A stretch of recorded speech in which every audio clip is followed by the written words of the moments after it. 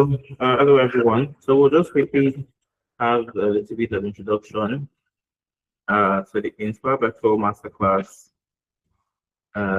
Yes, okay.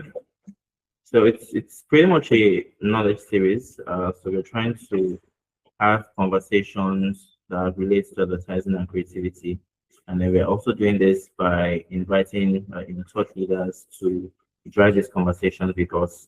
And the point of the conversation is to have it such that we move forward to take action. It's not just to talk about it and then disperse, but it's to have this conversation and then take actions with it that change how we view advertising and creativity. Oh, just so we have Chuka today, and I just want us to also watch a video that would give us also additional information about what the series is about. Hello, everybody. Can you hear me?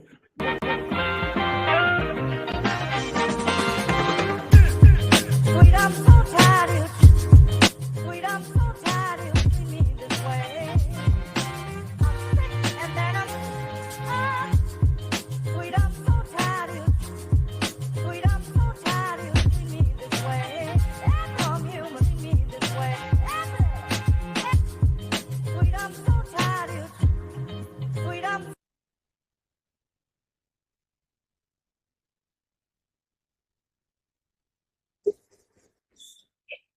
All right. So this is a lot to read, but I am going to quickly go through it, and then afterwards. Okay. All right. So yeah. Okay. So I was going to call. Okay. So now we're going into the session. Thank you. Can everybody hear me clearly?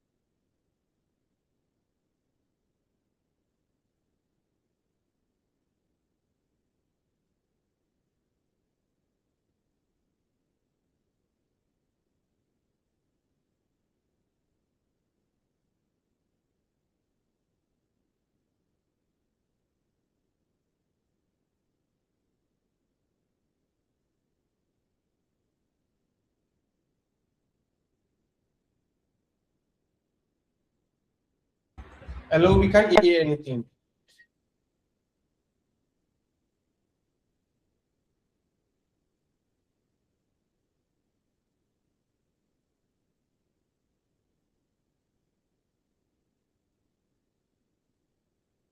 All right, can you guys hear me now? Yes. All right, great. Perfect. Okay. Now, I think the problem was very well stated in one of the materials that was used to talk about this session. And is the fact that let's look at what AI can do. The question is, in literally a year, we went from discussing what AI can do to what AI can't do. You know, it's mental, the leaps that AI has made in such a short time. It's absolutely mental. And now AI can do practically everything in the value chain of the advertising world. And I'm going to speak in very closely to advertising because it's what directly affects a lot of us. It affects an entire industry. So, next slide. Now, the problem is that AI has come and the cliche is that's taking our jobs, right? But is it a new problem? I dare say that this end of an age change has happened before. I'm not talking about the industrial revolution. I'm talking about right in the last 20, 25 years. But just going through it, normally these things take about 100 years to happen, for those revolutions to happen. This happened in 20. And the cause of this revolution was the revolution that happened 20, 25 years ago. And that was the computer democracy age. The democratization of computers is what caused us to be here today. And the image I have in front here is actually based on a true story. Before I got into advertising in 2000, and I got in full-time January 8, 2008. Before then, between 2005 and 2007, I was already flirting with the industry as a storyboard artist and other things that had to do with creative illustration. And so one of the first jobs was I illustrated the billboards for the first ever presentation of the Indomitables. So, you know that feeling of creating stuff and the background, like, oh, the world doesn't know is coming and all that. That was me, and that's what happened to AI too. But the thing about it is it caused a crazy shift in the advertising world. How so? Before then, the art directors were gods. And let me just go back a bit, like 50 years. In the 70s, and most of you know that the creative agency, the ad agency, used to have a system where the writers stayed downstairs and the art directors were on the upper floor. So they considered gods. So you were on earth creating, praying to God, or the gods upstairs, God intended, that they will accept your copy offering. And anyone they sort of fits to be turned into an ad was made into an ad. And that was the system for a long time until a certain bill burned back of DDB changed all that. And instead he paired them, right? And over time, it became the revolution. And it became a norm for you guys to be art director and copywriter. And now that same system has been evolving, right? Now imagine you, the art director, formerly God, now with men, forced to coexist. And then it gets worse. Why? Your work meant you did a lot of, there was a lot of manual arts in creating ads then. And then up comes the computer and changes all that. Now there's Photoshop. Now there's Corel Draw. You have to learn these things. All the skills you learned before mean nothing if you couldn't transform. And there was a friend of mine. When my friend was Morris Iguana, and he got into advertising based on his ability to write comics. And one of his colleagues had either just been asked to resign or had just, for some reason, had lost his job and couldn't get new jobs. His name was Jethro. Jethro was, in his time, one of the best art directors, but he wasn't able to make the transition. Couldn't make the transition from being an art director with his fingers to an art director with a system. And a whole generation of creative gods were phased out with the computer's advent, or the proliferation of the computer, as it were, into the space. Now you had art directors who couldn't draw. All of a sudden, your electrical skills didn't mean anything. Your painting skills, it didn't mean anything anymore. Somebody who had never been into any art class, gone to any art institution, will be hired over you because he knew how to use software. Now, what does software work on? Commands. So you want to copy command C, you want to paste command V or control, depending, and you keep going. And then the more complex prompts, you call them commands, but they're prompts. And then AI has come and just democratized the prompting system. So now everybody can prompt. You that were the art director, who was made an art director because of the advent of computers, everybody's an art director now. One of my favorite movies is a cartoon animation, The Incredibles.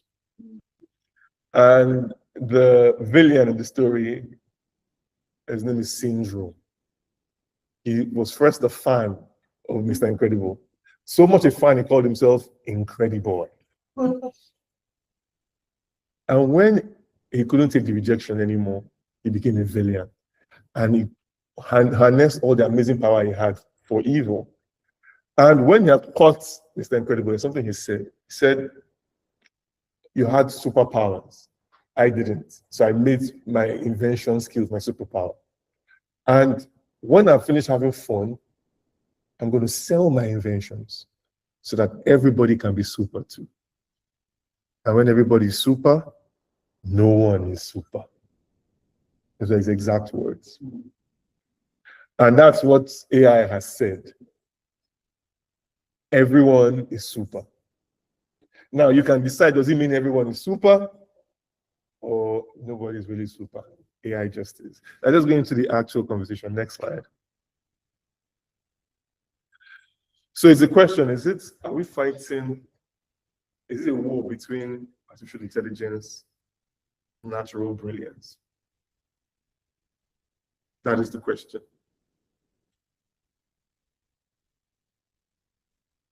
Is it a versus? That's what we need to also understand. So far, it has been made a versus.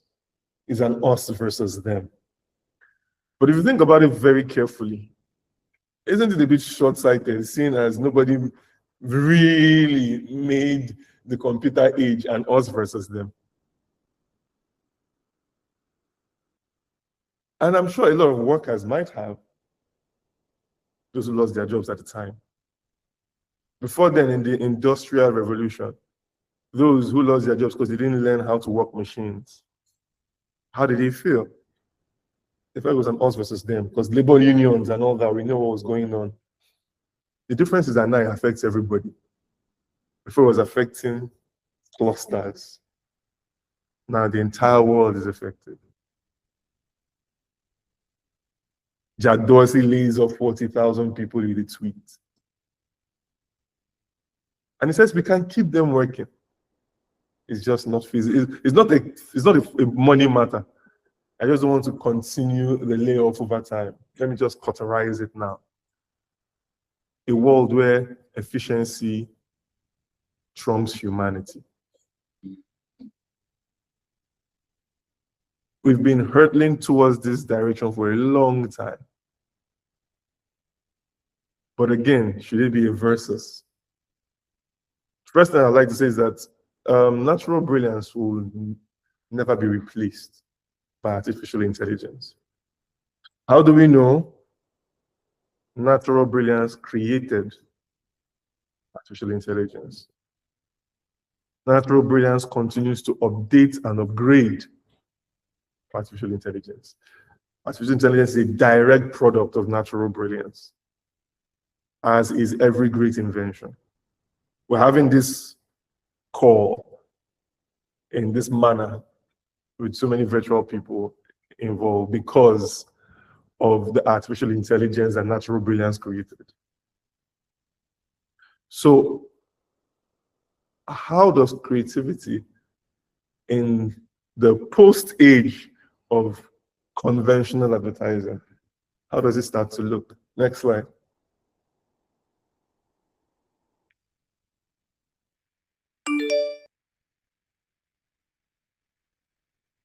Suddenly, I get a notification from Pedidos Ya. What the hell? I didn't order anything. I'm broke. What the fuck? I got scammed. I didn't order anything, pieces of shit! Why did Pedidos Ya, the #1 delivery app in Argentina, send a fake push notification to all its users?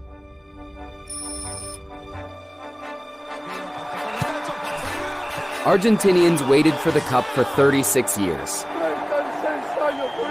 And finally, the national team delivered. The country was complete madness. But something was missing. The World Cup trophy. People are waiting for the trophy. At full speed, we cross-checked the flight number with public data from an aerospace traffic app and linked it to our delivery app. So right as the airplane wheels lifted off Qatar's soil, 6 million Pedidos Ya users took the bait. To everyone's surprise, the classic delivery map, instead of a cheeseburger, showed the World Cup's journey home, so every Argentinian could follow it in real time. When I opened it, he moved me to tears, Pedidos Ya. Clap, clap, clap. It was the cup. I think I love you, Pedidos Ya. Therefore, a simple push notification achieved something incredible. Making Pedidos Ya have 32% more mentions than Messi. On the day the whole country was thinking of Messi and Argentina becoming champions, The Pedidos Ya hashtag reached the top of the trending chart organically, turning it into the most viral brand action of the World Cup. We reached more than half the country, and all of that with an investment of $0.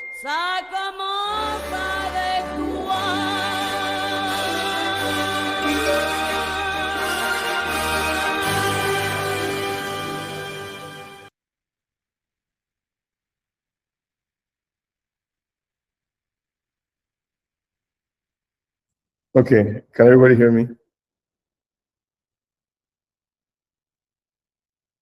All right. So, as you can see,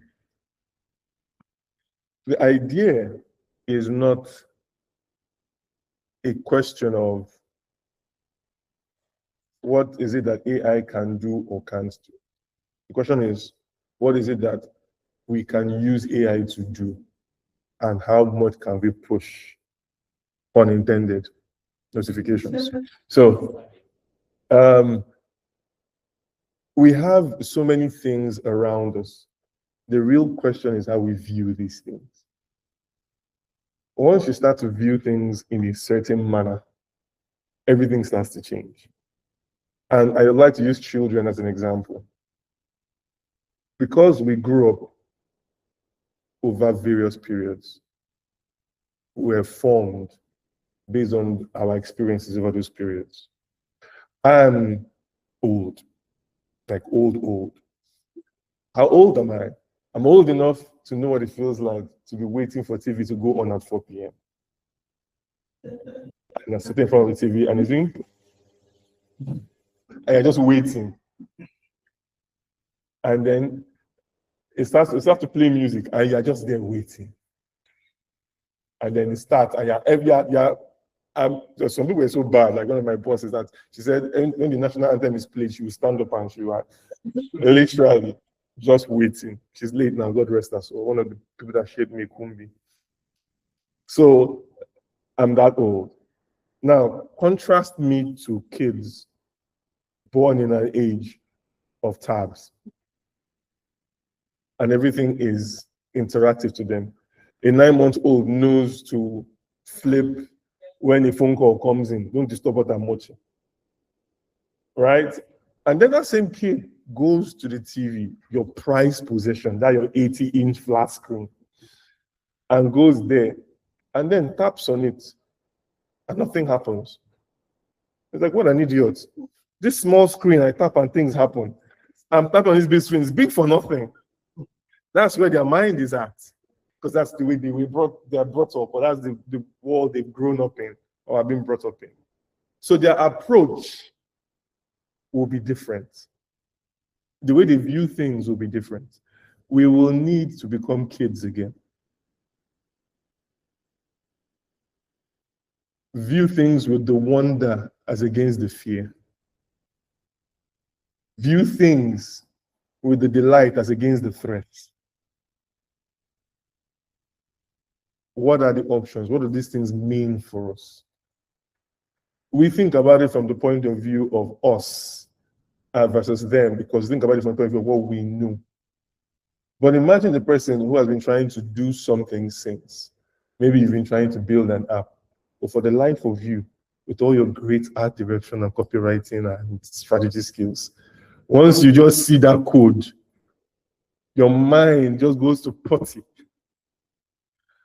No matter how hard you try, you can't seem to grasp writing code. Because for some people, it's their bread and butter.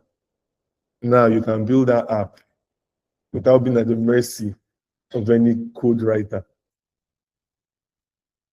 You see it differently. That code writer sees it differently. Because that code writer says, his bread and butter is gone. You see that now, I don't need you to get this done. So on every part of the table, there's a way you view it. So are you viewing it from the point of view of how it affects you or how it empowers you? All right, let's see this video.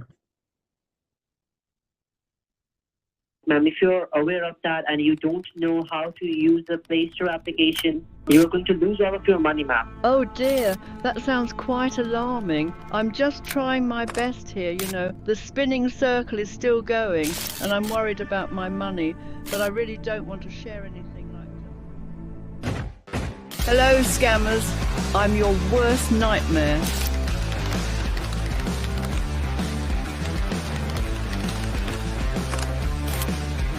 There is a new weapon in the fight against phone scammers. Now, let me introduce you to Daisy here. Sí, se llama Daisy. An artificial intelligence granny. Para combater estelionatários. Daisy's job is to play dumb. She's been designed to annoy the scammers. And she keeps them on the phone for ages and ages. 성 사이트에 접근하도록 유도하지. To waste those scammers' time to make sure they're not targeting someone else. How clever. Very clever. What?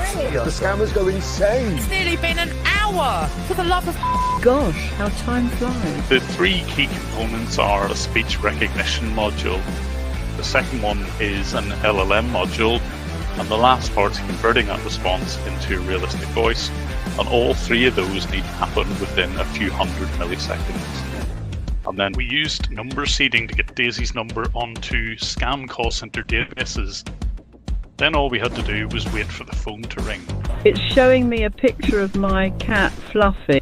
It's showing you a picture of your cat, Fluffy. I'm just trying to have a little chat. Stop calling me dear, you stupid. Got it, dear. Okay, dear. Yes, dear.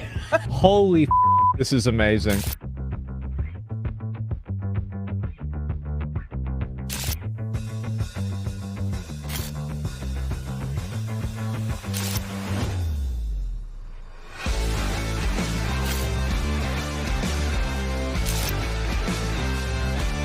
Mustache, scammers to scam and all that. Toodle pip.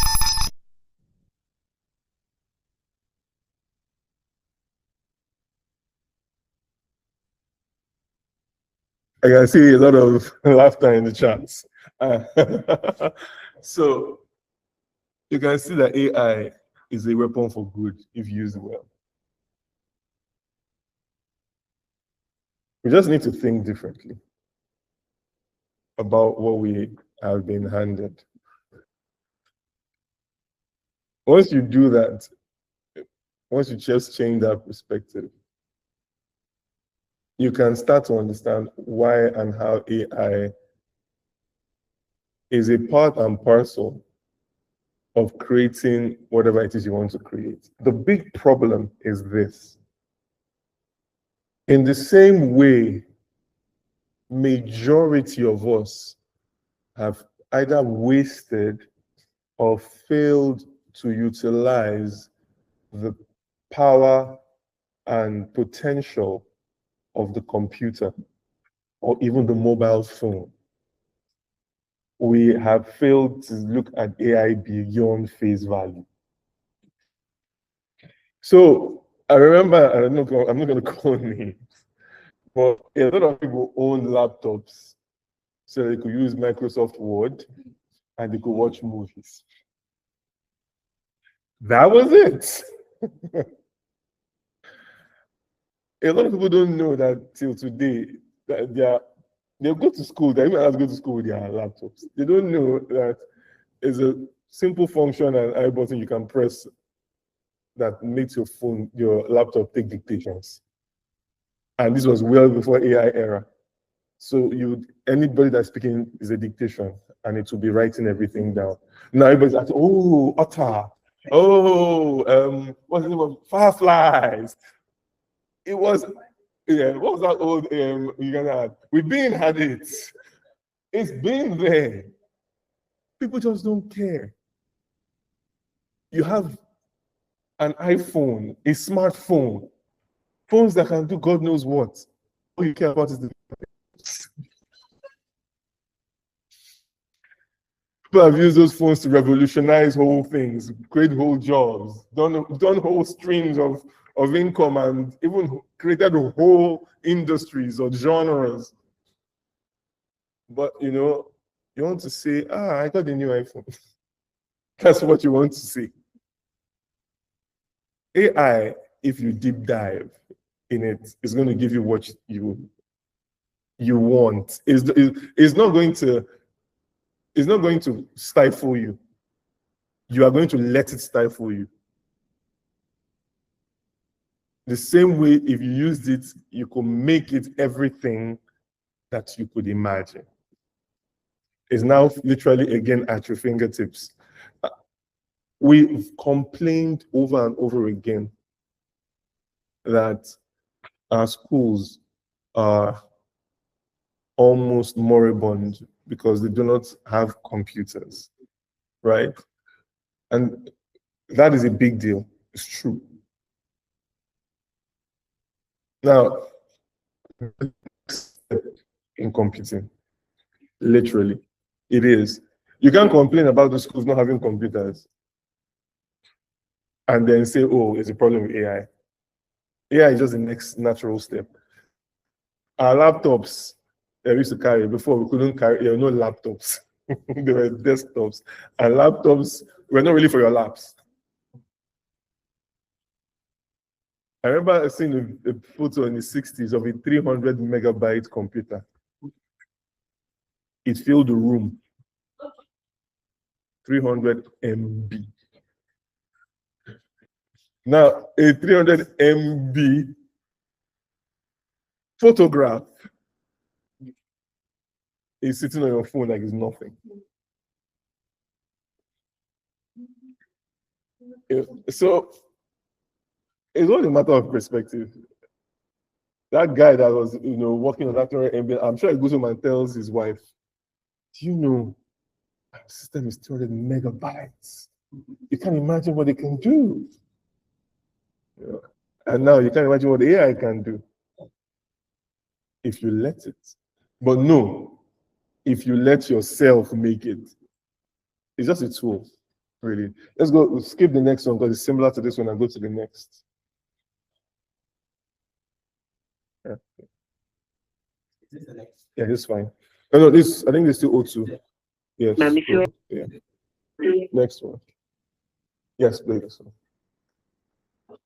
Yes, I have to. Purpose advertising. Purpose marketing. Purpose marketing.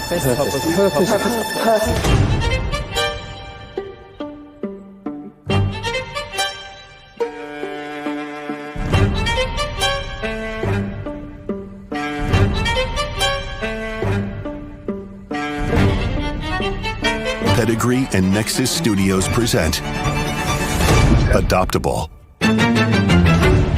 Adoptable uses machine learning to transform a basic photo of a shelter dog into studio-quality photography. That shelter dog can then be inserted into any digital pedigree ad. Each ad directs people to a personalized landing page. Here, they can learn more about the dog they just saw. And when adopted, that dog is instantly dropped out of media rotation. Now every pedigree campaign can feature an adoptable dog near you. Adoptable uses an AI model that is trained to understand the exact visual composition and the nuance of the specific dog. Fur length, body shape, and color identity can all be customized to match the individual dog waiting in the shelter, right down to its unique markings. And because the rig is fully augmentable, the dog can be positioned to suit any media format. But currently, 1 in 5 adopted dogs are returned to shelters. Using geographic data like proximity to parks and household sizes, Adoptable matches dogs to the locations that suit them best. We're using really bleeding edge technology that's never been done before to help us as an activist brand really move our purpose forward. Adoptable is transformational for us at Pedigree because it puts our purpose at the heart of everything that we do. Now, every dollar we spend on digital out of home will not only help to bring our products to the world, it will help bring adoptable dogs to the world too.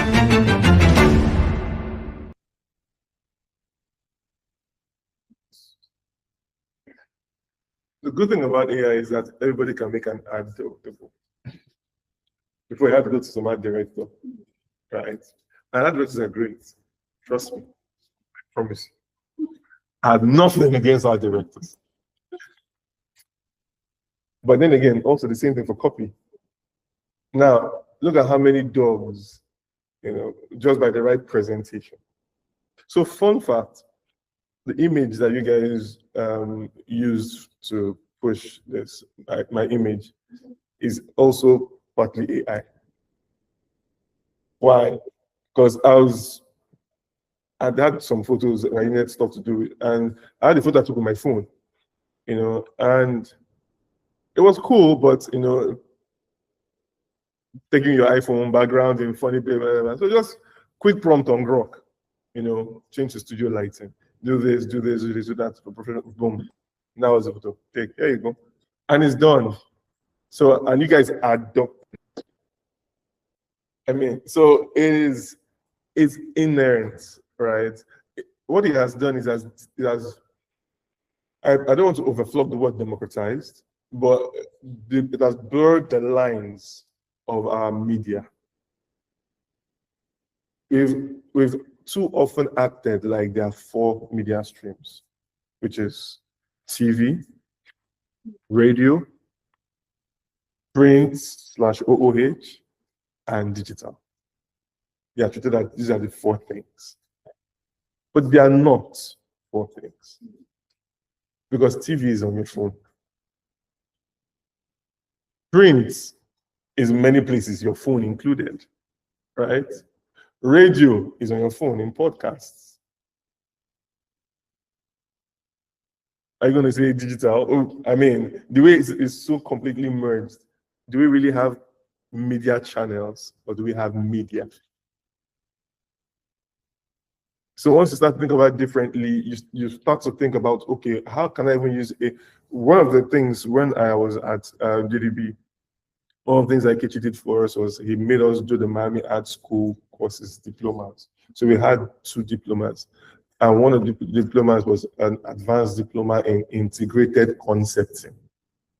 Remember, this is well before the era of AI. So the idea was, let the idea, always think idea fluid. Think media fluid. Do not focus on any particular medium. Let the idea flow and cause things to happen. I mean, if you look at that ad that was for the Argentina team, it is literally, we really couldn't call it digital per se, because all your pay was on your app. That's all it was on, and it was in notification. And look at what it generated. Do we look at these things and look at them as chores, or do we see them as opportunities? I'm sure most of the time when they tell you to put up, if you had a client and you have to push notifications regularly, it might be a boring thing to do, and you might write some things that just make you like, I don't have to keep doing this again. Now imagine if, but let's just do quick practical. Any brand, that will have or need an app. Any brand, could be a brand you already work on.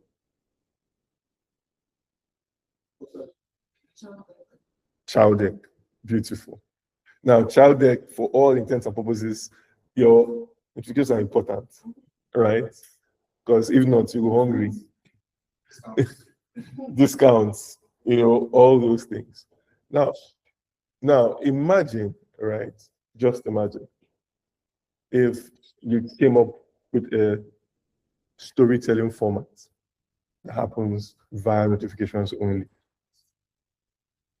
So you're like the story of, and it's a day in the life, and every notification speaks to what that person is doing, and you get invested because as the notification, it just keeps going. And then in it, you can actually have part of it where he pauses for food, and you can add how he gets a 10% discount on child deck. I also available to you now, and the story keeps going. People will keep coming to the app regardless of whether they're ordering food or not. All of a sudden, it is no longer a chore. In the future, I'm looking forward to notifications on my phone. It's that kind of thinking that makes every AI tool become a fun thing. And now you don't have to bother because AI is now your partner in crime in this. Because you now say, okay, I want to form the story that does this and twist this way for 30 days. You can give the AI a broad layout, let it flesh it out for what should go when, and that's still the same AI based on knowing the people's algorithm, because people are different. How this person's phone habits are. The story parts appear at parts where he's most likely to enjoy them. And then the same story is showing up in different people's phones, but at times when they are most going to be receptive to it.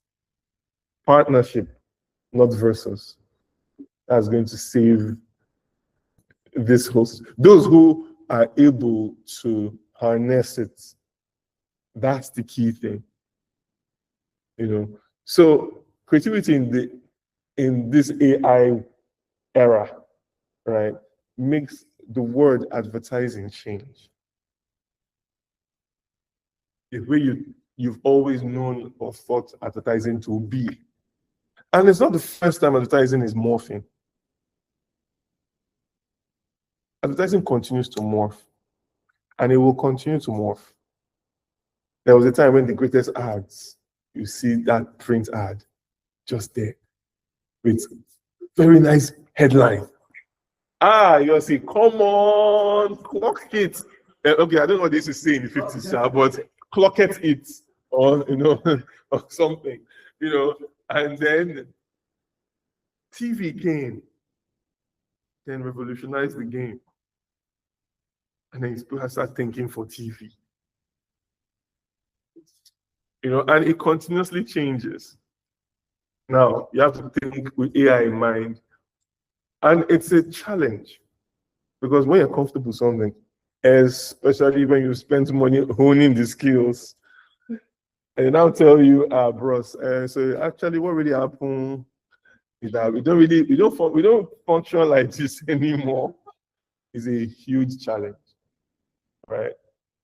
But we can change. And we don't have a choice, we must change. All right, we're going to just because what I was going to have done, I'll share the documents. So just go through 3 more, and then we'll go into the questions. Does that work? All right, so next slide. She's the hottest influencer on social media, but she's not a real person. She's an AI creation. Come with me, and you'll be in a world of pure imagination. 1 out of 3 people would change their appearance, physically change their appearance, even if they know that image is fake. And exactly 20 years ago, Dove launched the first campaign for real beauty, redefined industry beauty standards. And through the years, Dove has continued to champion real beauty. Now, with the advent of AI, there's another hurdle to navigate around. Will defy explanation.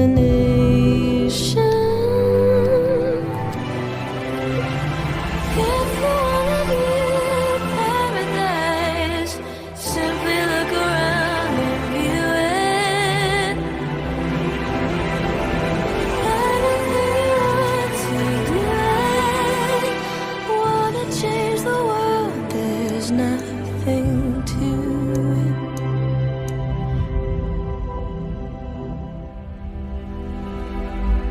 There is no life I know to compare with your imagination.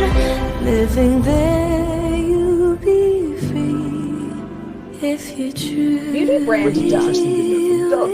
The most important ad. Dove has released this beauty campaign. Dove, it's making me emotional here this morning. Wow. And let's keep beauty real.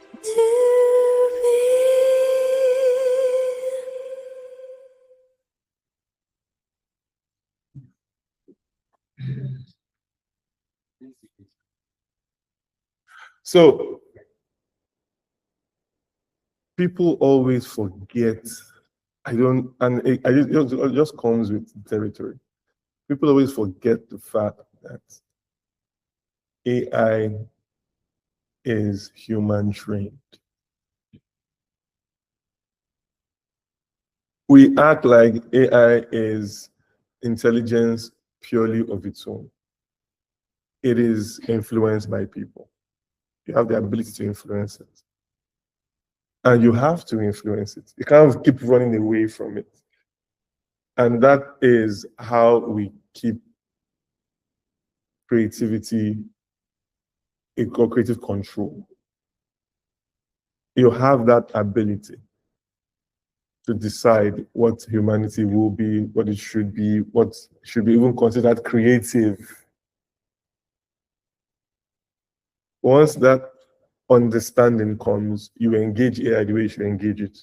You engage it as a master engages a tool.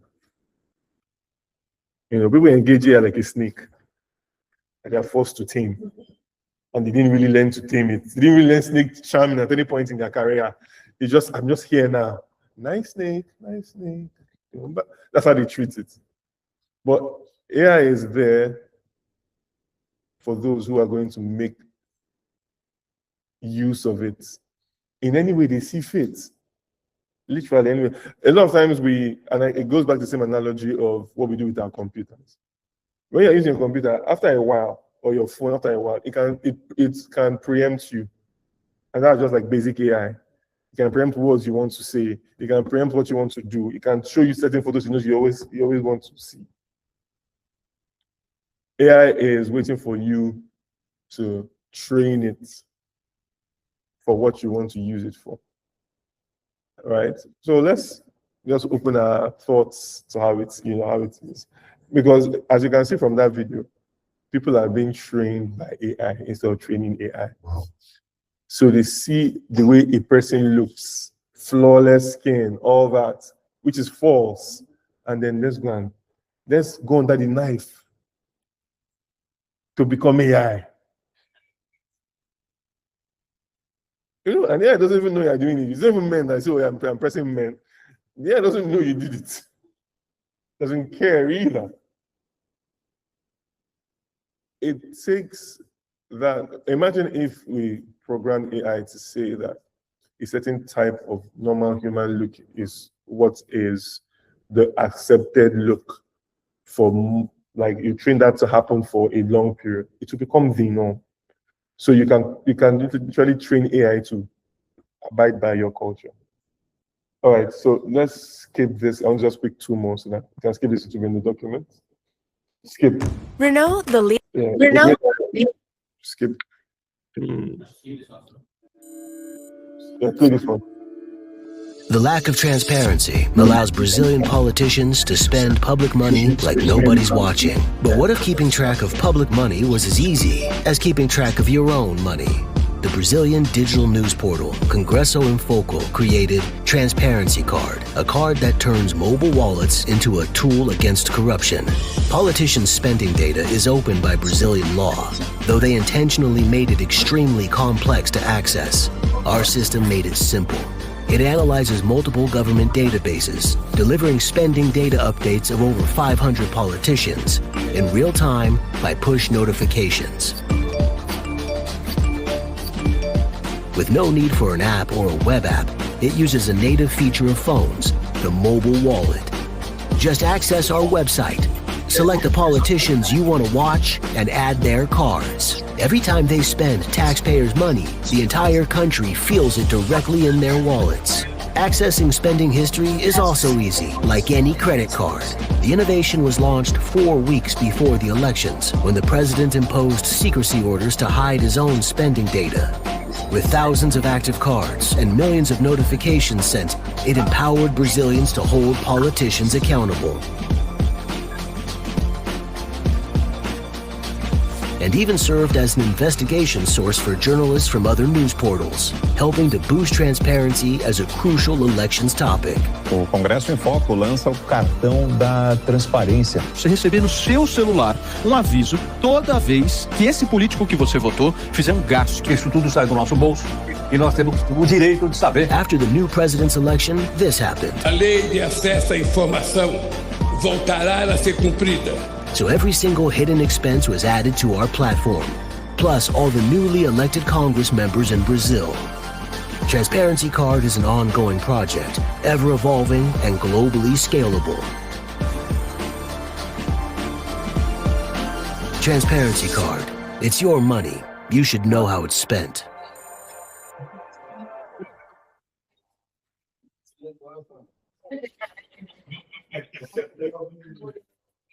So I heard somebody say they will pick you. Now let me speak to that quickly. You just explained again why AI is perfect for this. A perfect ally. So you want to do this, and AI is the face. It's not a person. You want to set it up. You have cloud. You have Entropy. That's it. Nobody's coming to you. It's traceless. You have the site, you have everything. You can have it in audio. You can have it done so that it's done into small videos on WhatsApp in any language without putting yourself in danger. So, so you can see that it can be your ally. So let's make it our ally. This is literally an election year for all intents and purposes. The election is in January. Yeah, skip this one. This one's great, but skip it. Oh no, in fact, please.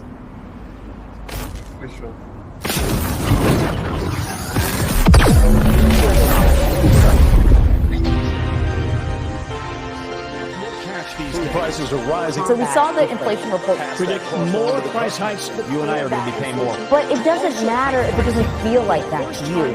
Times are tough. Highest income.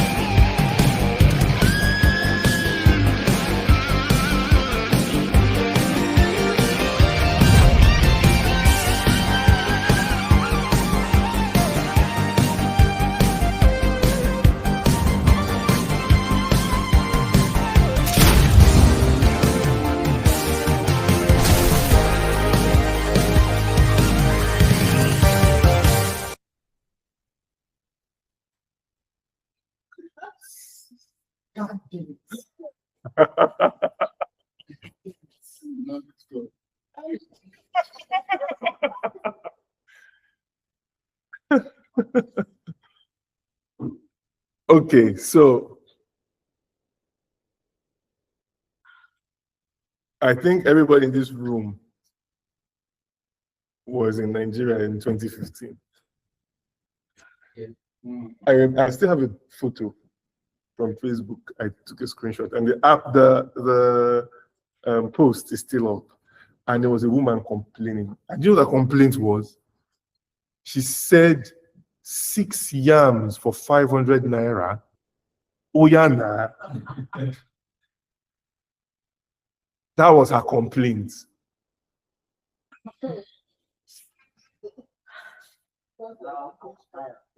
There was a trend on Twitter not too long ago where guys were finding old posts of people selling stuff. Yeah. Toyota Camry, 2013, 2.3 million, you know, and people were like, oh, is this still available? So, I said, oh, my shawarma, 900 naira. I said, I'm ordering 20. I'll pay up front. You know? So it's the understanding of where AI and culture intersect that we can create some amazing stuff. Because you know they say culture eats you up for breakfast. It's true. And you need to understand that AI is becoming culture. So don't run from it. Embrace it because it's culture now. You'll be shouting and crying. Your children will be there doing their homework with AI. We're saying, what's that complaining about? You know, so you don't want to be that guy or that babe, right?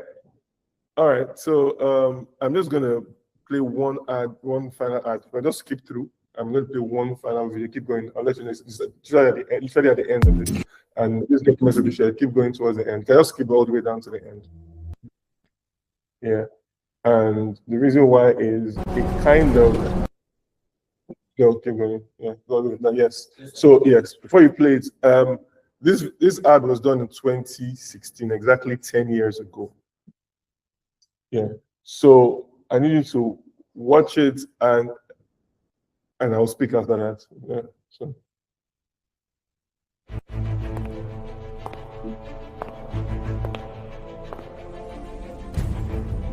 What a time to be alive. Just some years ago, many of the businesses and industries that are worth billions today did not even exist. Now, you could be in a village, somewhere that almost nobody has heard of, and become the next big thing worldwide. All you need is an idea, patience, persistence, and good internet access. So go on. Get the other three, because we've got you covered on internet access with super fast data plans, no matter who you are or where you are. Maybe you're the one the world is waiting for to take us to our next level of success. There's only one way to find out, and we have full confidence that you will find the way. Why are we so sure? Let's just say that we have blind faith in your future.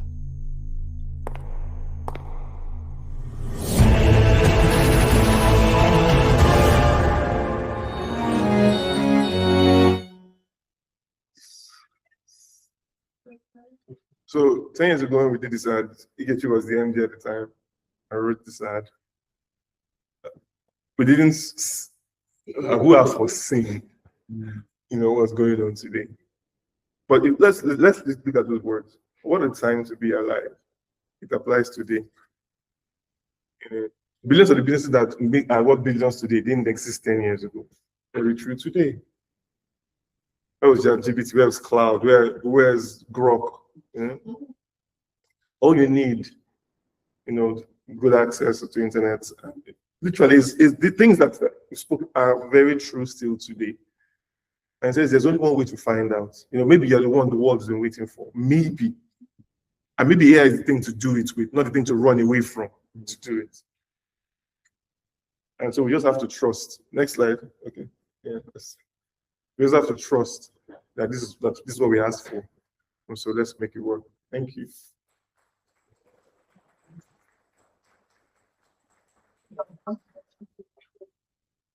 So much, Chuka. It's very, what I'll call a sweet one, right? Sweet one. I think I don't know. Can start to take questions from. I know that you got some questions. Yes. Yeah. We want to take around. Well, do you have anything you want to ask? Everybody speak for. So any questions around? Any questions? The questions that got to like just for people like to do, and that's a lot of so Mic is still on, right? Yes, my mic is still on. Okay, that's fine. Cool. Should I project the questions? Yes, please go ahead.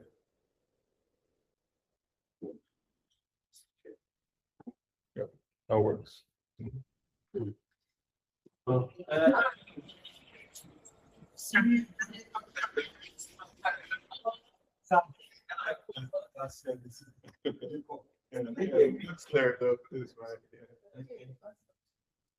the first question is, how do I build a formidable team? First thing is by being formidable yourself. And there's something about like attracting like. And too often, we also want to skip the process, the patient process of building people. You said, how do I build a formidable team? Most people don't want to build a formidable team. They want to AI generate a formidable team. And even AI generation, there are different levels. You know, so when you send a prompt, whether you're asking for a quick answer, or whether you're asking for an image, or it determines the time it will take. So if you're going to build a formidable team, you are going to have to do the building. Find people, discuss with people, network with people, connect with people. Be ready to try and fail. Then you're going to have a system finally that starts to do that. I always say, if possible, try and network across, not network upward. Too often, we're trying to get that person at the top that we think is, are the best at what you do. But if you find hungry guys and girls who are on your level, and you guys create magic together, you grow together. There's almost no agency, no business that was set up by a very big guy at the top and one guy below. That's usually an acquisition. What you have is people come together that are on the same level and they start companies, whatever type of company it is, and then it grows to what it is. So find people like you who are at your level and are hungry to do interesting things. It will take time. Accept that it will take time, but make it. Second question is, how do I think critically about something or develop creative ideas when need be? Also, I would love to learn the art of creative writing. So let me take the first part. How do I think critically about something or develop creative ideas when need be? The easiest way to do this is to come up with a format, a structure. So if you want to think critically, you need to have a set of critical questions you set for yourself. And then using those questions, you can start to make an analysis that now leads you to a place. So create a framework of questions that lead you where you want to go. So what are you trying to do, for example? Who are you trying to do it for? Why must it be done? What will happen if it's not done? What is the nature of the person that I need to do it for? Who is the real user of what I'm trying to create? And when you start having those questions, what do they like? What do they hate? What are their deepest fears? What are their deepest regrets? What are their deepest desires that they don't tell anybody? Lay all these questions around. Do not put filters. For this, I have a separate class, all right, for this. And funny story, why I said that I wanted to have this class happen in March instead of April was the first time I ever taught a class was in March. Yeah, and it was on March 5th. It was at Andy's birthday in class. It was Monday, March 5, 2012. That's what I ever taught the class. And it was on this, you know. So, and because this class was for Flo, that's why I said, no, you know what? Let's complete the circle. I've had a crazy month. I said, still, we'll do this month. Let it not pass this month. I literally was on set till 4 a.m. today. Yeah, and so I got home, set my alarm for another meeting I thought I was going to have. So it was crazy, but we can have an agreement. We can have a class on this. I can come and people once, and we have a class on this, which includes creative writing. All right. Okay, so how do I stay creative in this AI era? The answer has always been the same answer, and it is to benchmark. People need to benchmark. You'll be thinking, I'm a badass footballer, I'm this and this. You go to La Masia, and then you see people, and then you think twice. The first time I used to think, okay, all through my primary and secondary school, I was the best in art. All through, in all the schools I was in. To the point that in JSS3, I dropped fine arts because I was better than my fine art teacher. I went and did music instead. I'm not joking. And then one boy, Goiga Kiola, in my school, then comes to me and says, I finally found people that are better than you in drawing. I said, with them. He said, I'll take them to you on Sunday. And I prepared, and he came to my house and took them to me on Sunday. It was a walking distance from my house, maybe like 30 minutes walk. And they were better than me. All of them. But to be fair, they were older than me too, but they were better. You know, and if you can't beat them, and by joining them, my skills got better. Today, you know all of them. Olaji Alausa, Morris Bono, Ibrahim Ganyu, and they became my tribe. This was November 1996. You heard me.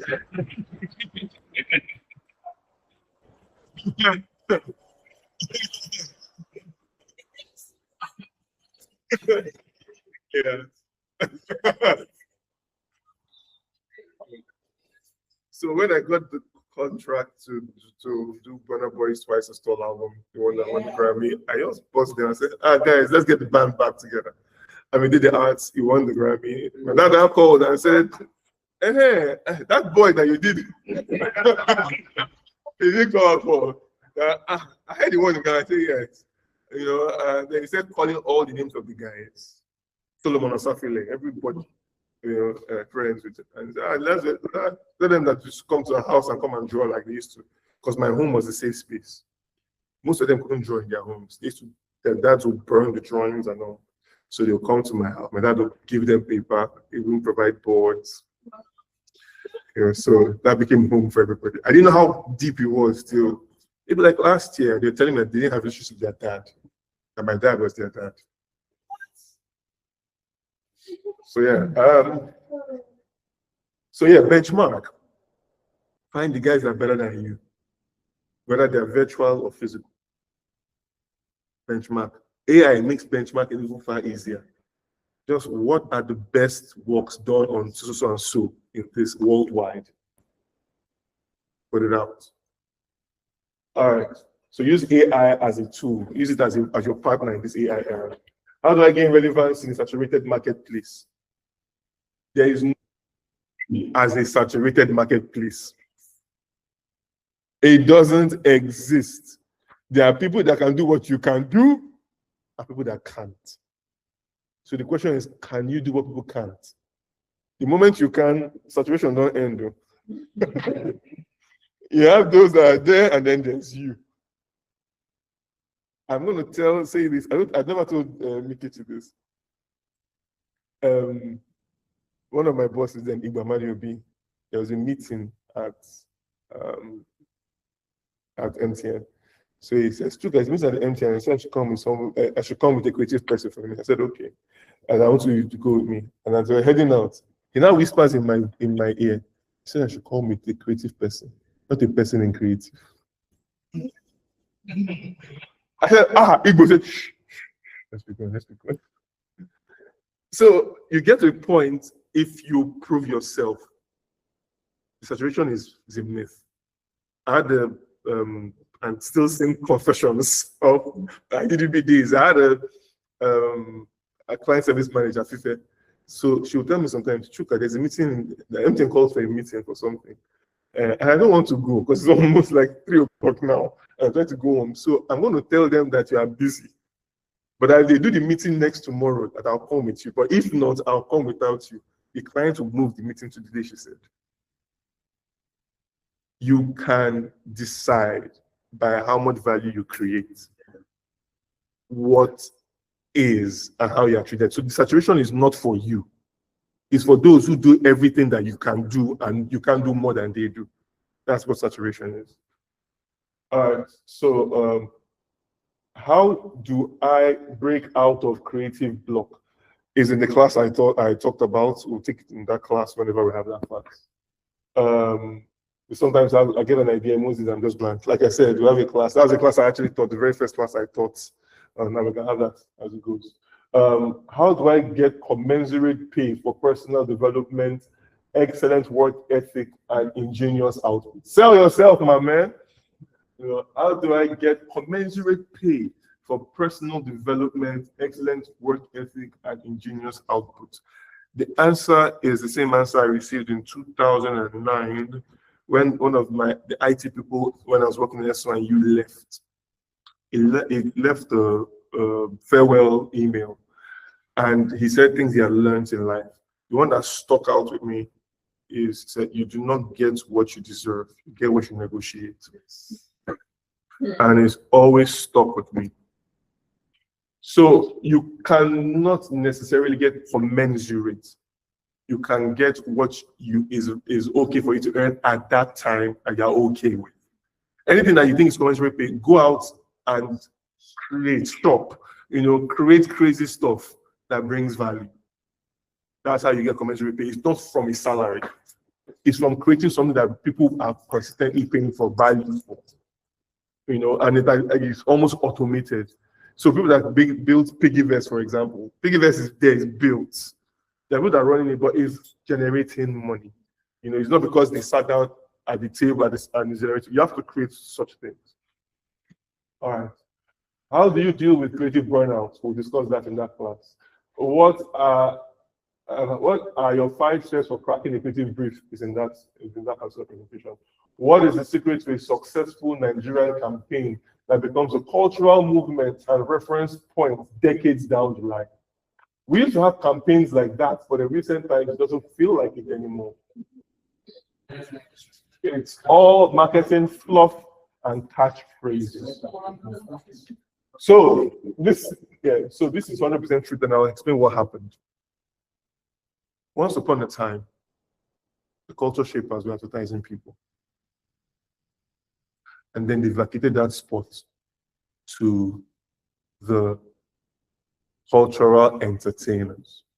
So whether you're a musician, or you're a skit maker, or you're an actor, or you were an influencer, they now delegated it to those people. Those people did the work of creating culture. And then the advertisers would say to latch on to what they've already created. You want to take a buzzword they created and create stuff. You didn't create anything, you just appropriated. We grew up calling Star Shine Bobo. Who named it Shine Bobo? It was, what's his name? This old advertising man. Ted Mukoro. He wrote it, named it, and it became the name of that brand. Somebody wrote an ad, my friend Udeme is a great man. And he said, calling it Udeme. Honeywell noodles, Bambalala became the name. Mimi, Boom Shasha became the name. We created culture. We stopped creating culture. And what did we say? Culture, we eat strategy up for breakfast every day. Let's go back to creating culture. Once we do, these questions, the catchphrases, we don't create them, we borrow them. And that's the problem. What's your secret to staying relevant? Never settle. Never grow old. Never stop learning. Never be the in my days person.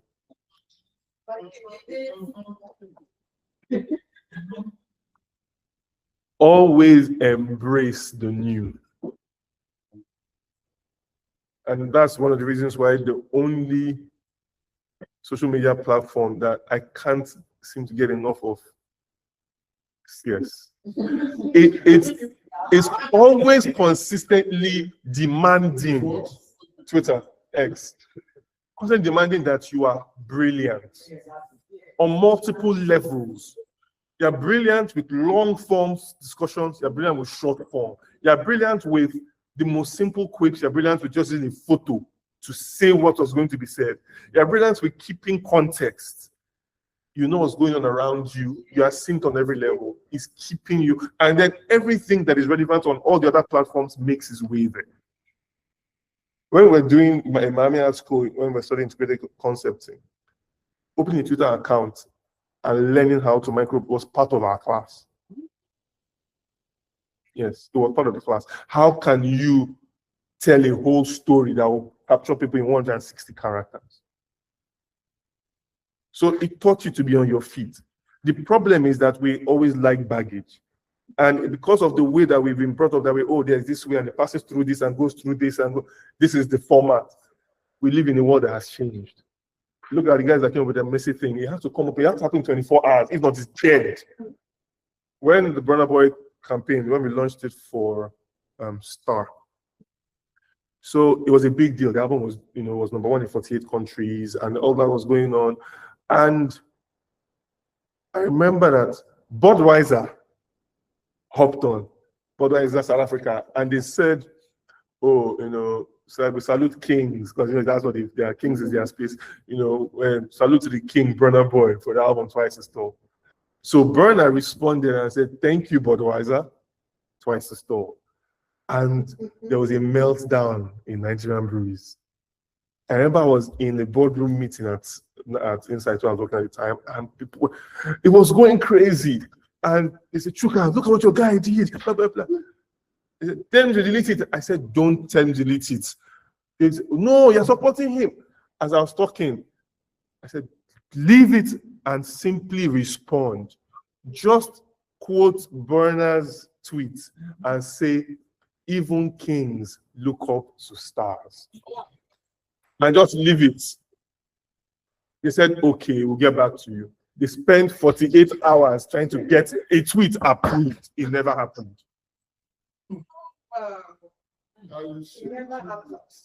It never happened. And that's how that one went down drain. So you need to be nimble, and that's one thing. So, and the last question is, okay, how to navigate the Nigerian advertising agency model as an art director while sustaining the passion for learning?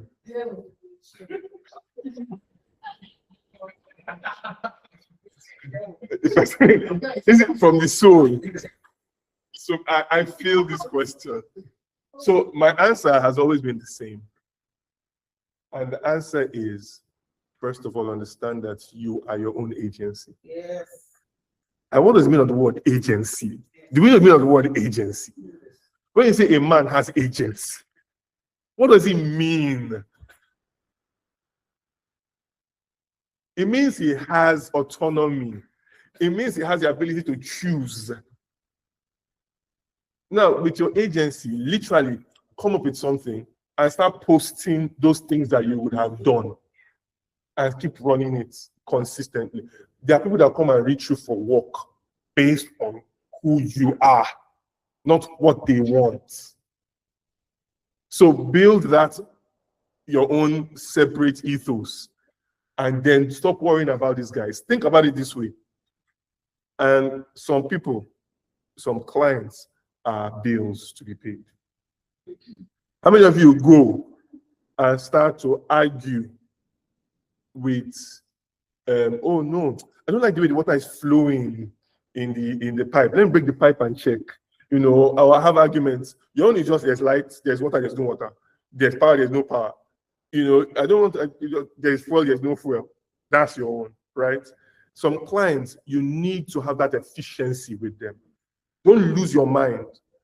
Say, this is what I think you should do. This is what you said we should do. You put both of them. They think what they want. Take the rest. Keep. Two of my favorite ads I've ever written were rejected by clients. Thank you for your service. I kept it. And as I speak, the one I was talking about, I said I came from a shoot. Another client wholeheartedly took that ad and they paid proper money for me to shoot. The same thing happened to another ad I loved that the other client said they didn't like, or they said, oh, it's great, but it's not just, you feel it's too avant-garde. A client paid full money for me to shoot that. And I got more jobs from that. So just understand who stands where in your scheme of things, and don't muddy up the waters. Don't lose your mind, over certain things. Understand where and learn to compartmentalize and know where you should. The last question: how do you keep your creativity fresh when you have back-to-back briefs week in, week out? And sometimes work has now become more of a routine, asking for a copywriter. Okay, it's a good question, but I also think your POV of it matters. Do you love what you do? I remember as kids, we would play football, our leg would tear, we would have all kinds of wounds, we would get beaten by our parents. You see us there tomorrow. We loved it. Can you love what you do like that?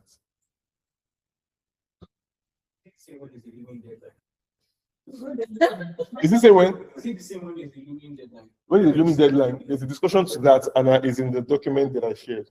And sorry, the document that the session I'm going to have. Yeah, but let me speak to that quickly. Deadlines do two things. Because of need to pump, right? And it causes you to be ingenious. Every football match has a deadline. You're playing and you have 90 minutes. So you enter it knowing there's a deadline, whether you're winning or losing. If you're winning, I have to have 20, 30, 40 more minutes to keep this lead, so to maintain this lead. If you're losing, I have 20, 30 minutes to equalize and win. Different dynamics, same deadline. So once you start to think of it from that point of view, you think differently, you approach it differently. And like I said, we'll have discussions about how to, in fact, one of the ways of being a great creative is giving yourself a deadline. It causes your body to spurt stuff that normally it won't, because adrenaline has a way of making you create. So I think those are all the questions. I think we're good for the day. Thank you, everybody. Thank you for having me. Thank you, sir. Thank you for keeping it real. Thank you for a very exciting time. Yes, okay, let's see what we got. Yes, please go ahead. Yes. See, as you were just presenting, so much of what you said have already started bubbling forth in my brain. And I just believe we are such a critical threshold as creative people. We don't capture the journey of our professional journey is so critical. And I want us to have this sense of what does this mean? It means, when you think about democratization, it's beyond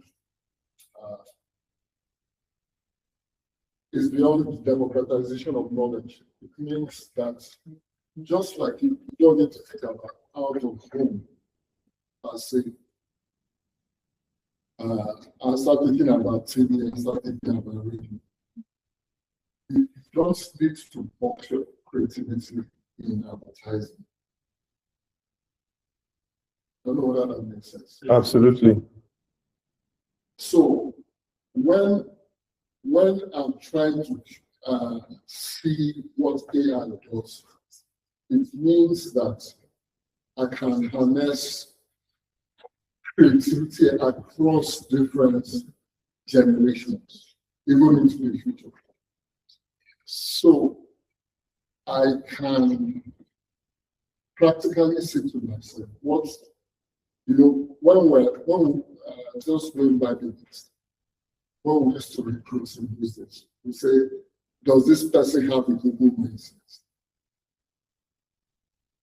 When we want to recruit somebody within the agency, we say, does this person have a Google mindset? But now, it's even beyond having a Google mindset, because that is the key. It's AI. Yeah. With AI, it's something more than a Google mindset. So you just have to, what this is telling me is, we need to ask ourselves, what does it mean to be a curator of life, a curator of a profession, a curator of marketing, a curator of advertising? Because when you see yourself as a curator, that you're able to harness and be empowered by AI. Do you get what I'm saying?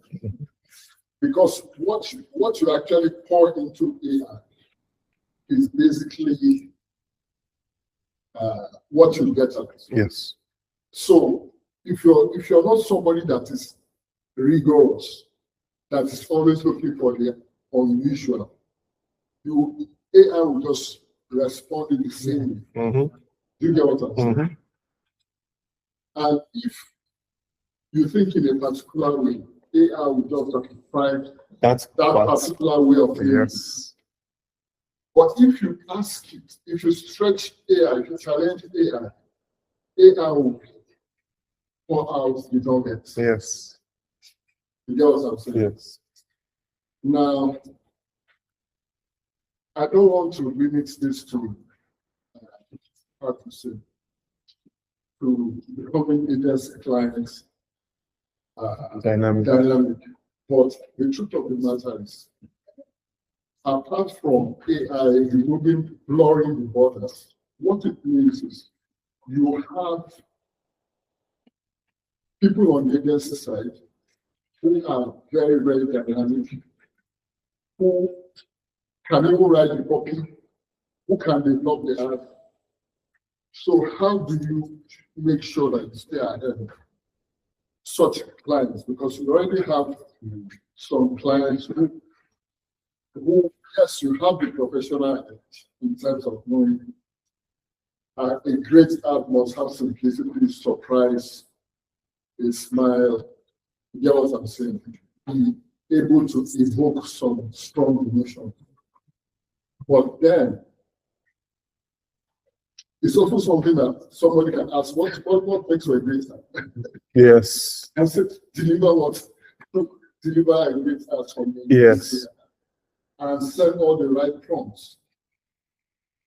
So this is both a tricky and kind situation. Yes. Yeah, and very pleasant. So it's important for us to see this as an opportunity as well as a challenge. To appreciate that, because AI is not just blurring the borders. What it's also doing is leveling the professions. Yes. So you have to be the ultimate curator to have the edge at this particular point. You know what I'm saying? Yes, sir. In fact, I find it so interesting that it's those people, let me know this from my generation, who are obsessed with AI. Yes. Yes. Let me tell you why. The reason is because you almost like a ceiling of what you can know. So, so you now know what you need to know. Or like before, at a particular case, you don't even know what you need to. Yes. You don't have the exposure. Yes. You don't have the exposure to know what you need to. So I want you guys to take this as a key and a core. And to also appreciate that it offers borderless opportunities for everyone, no matter at what stage you are in this journey. It's a very, very, very, very exciting time to be in. I don't know if you can just take that to another level. We will. What a time to be alive, literally. Yes. Thank you for having me. Thank you very much. Any question? Okay. Not necessarily question. Yeah. I think first of all, it's a very usual to Facebook. In 2021, I texted you on Twitter. Did I ever respond? Yes. Oh.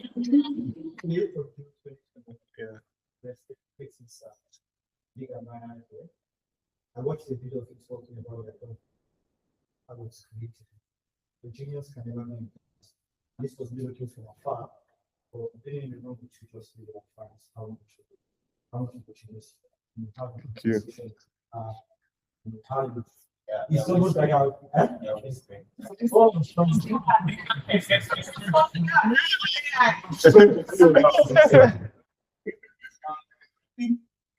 I've learned a lot to be one. A very strong thing I've also learned is presentation. You know, how the storytelling, how listening, and so it's a very strong thing I've learned. I was very excited when you responded, right? I was like, you. So, those are like a full circle movements.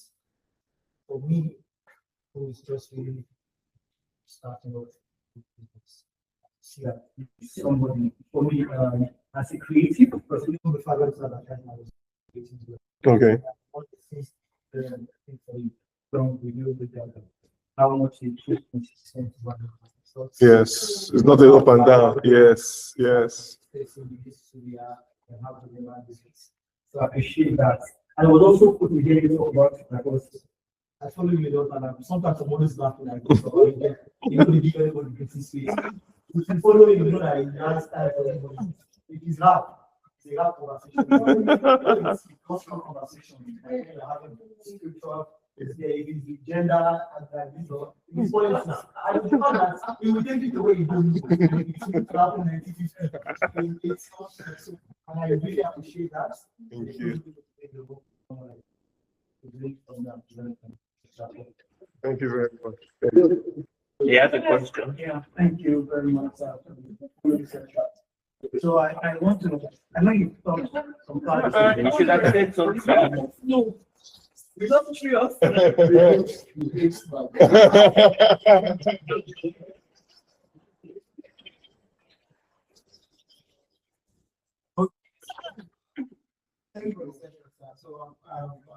captured a lot of things actually. And what I really want to ask is, you know, we tend to every time we do comes. So you know when you're some faces be like on this thing to the video. Have you ever been stuck something that you really want to do, and how did you I promise you, I'm stuck with someone. I have to speak. Yeah. So when you say give a perspective. Okay, so like he said earlier before, like there was date time to something. and then it's not what common. Yes. You know what you do. Yeah. It's not really common. Good. Now, and that's again why AI is now a trend. Before it was hell. And me, from a personal perspective, I still try to make sure I do it myself, just to prove to myself that I'm still the guy. You know, I still, but when you know you have, okay, AI, this is what I want to do. This is where I am. And I can give you some prompts. AI, you are so and so, you are Droga 5 in Nigerian, the best in the world. You have this, and this is the brief. You have so and so time to come up with this. A step-by-step strategy, a 4-page, literally state everything. Yeah, he's going to pour it out. So he said personalized. I'm speaking as the chief strategist for the company from Adidas. You have this. Yeah, I'll give it to you. When you take it, sieve it. Because what happens is that ideas beget ideas. It's not that you're going to take it verbatim. It's that it's going to, those levers in your brain, you're waiting for something to just spark them. And that's what happens when you do that. Thank you. You're welcome. I have a question. Yes. So my question is basically of consistency. So hearing you speak, you have this very, like your life has been very busy and trajectory, yes. right? And for me, I think it's also because you've been consistent at your craft, like day in, day out. So for somebody like me, I'm going to myself as an example. I do sort of imposter syndrome. Okay. And that dampens the way I approach my work. Okay. Like several pieces. Okay. Right. Maybe I might set a project in myself, and then maybe within month 2, I already laugh because maybe one thing, maybe I didn't get it early. That just dampens like the entire work that I might have done. Yeah. And then it just feels like a decline from there. And then I have to pick up that energy. Again, you have to try and set an endless. Yes. So how do you really just stay consistent in like just doing great work? Okay.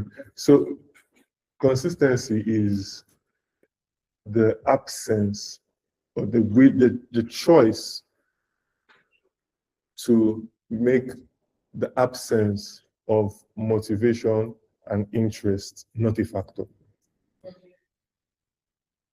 That's what consistency is doing it regardless of how you feel. Right? That's basically what it is. Sometimes there are going to be seasons you're feeling it die. Then there are seasons that are like, oh. What was I even thinking? In fact, why did I, So in those periods, just give it an agreed time. You don't have to do too much. Say, I think 30 minutes, So is that on? Yes, mic is on. Yeah. Okay, so just put to your audio on there. Yes. Can you guys hear me clearly?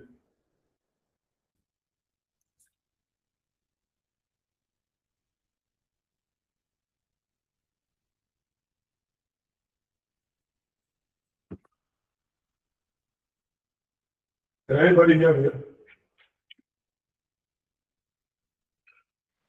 Yes. Great. Okay, great. That's my question. Nobody problem. Inborn speaker. Okay. All right. So you can give yourself 30 minutes every day for that task. No matter what you live to, because progress is not about sprints. And I learned it the hard way. And that growing up, I was so involved in what I used to like. I love drawing. The reason why I went to classes is that I love drawing so much. I would draw until the last speck of sunlight went. Every time we didn't have power for months on end. I was only drawing. Writing from that going to that small piece. Just draw. When you put candle, you draw. And I want to take the candle because I'm not drawing or reading. And yeah, I'm still drawing from that pool to be now where the last one happened. But there are days you can't have that. But you still have to feel it because you're doing too much, you can destroy property environment. That thing you want to do, that thing that you are having stress with, The fact that you're having stress is part of the reason why you need to. Because character builds the person, not emotion. It's not going to be easy. I promise. What am I saying? Who in this room feels like wake up every day and office, let's go. What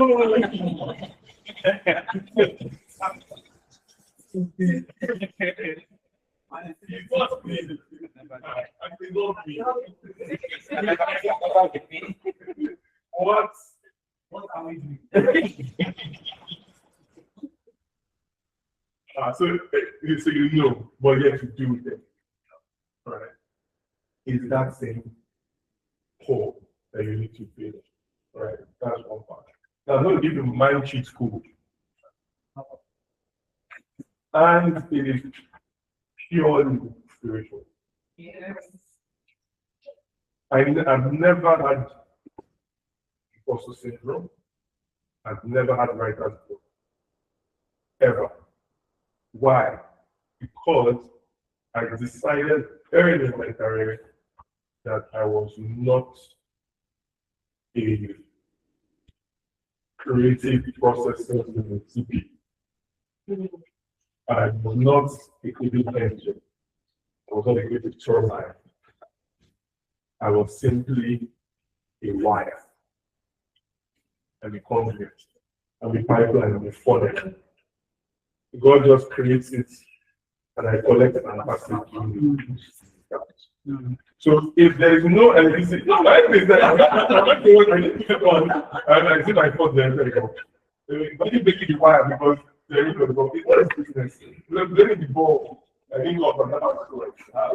So I made up my mind, and then that was it. I wasn't doing it. I was drawing comic books. So I was like, I was like, oh Lord, I was going to put and he thought like, okay, I'm not doing that. This is not for me. I know it's got that. And I stole the idea actually. I took it from Michael Jackson and Quincy Jones.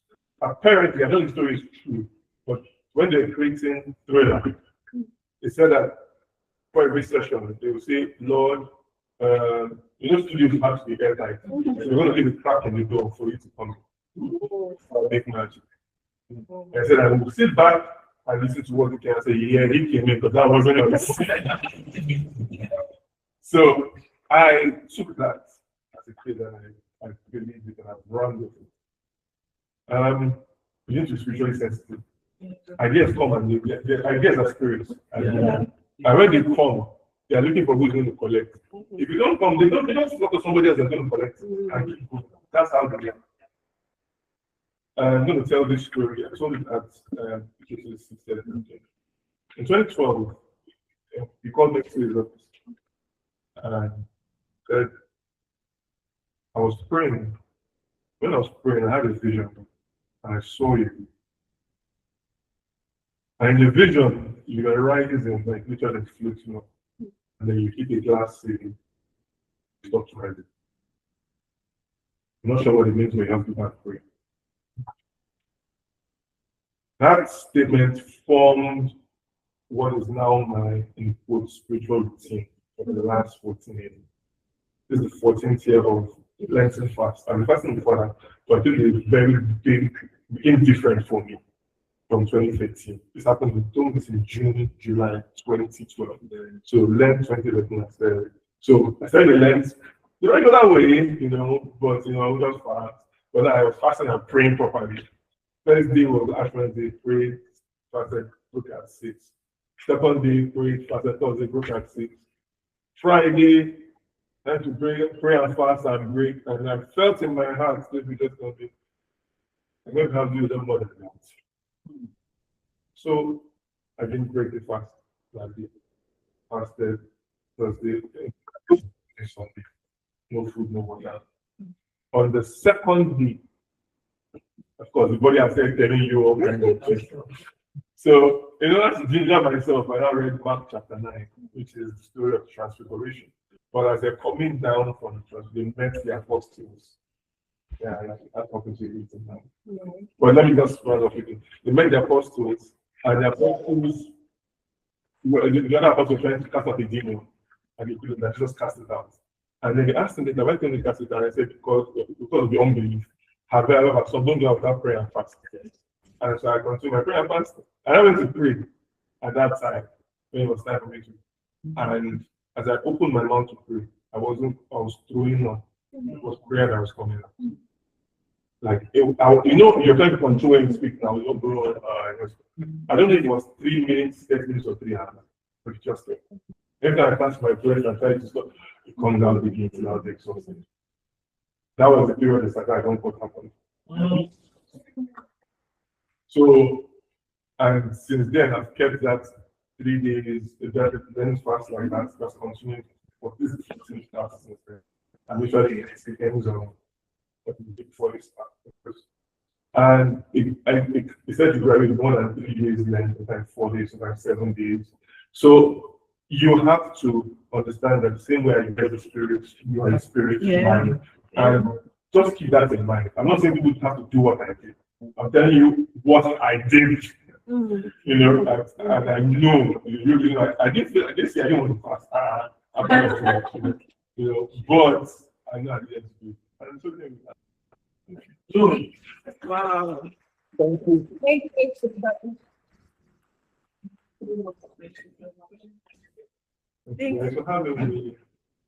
you. Come to a beautiful end. I will definitely taking you off from the offer for the next session. We'll get the time, Thank you so much. Thank you.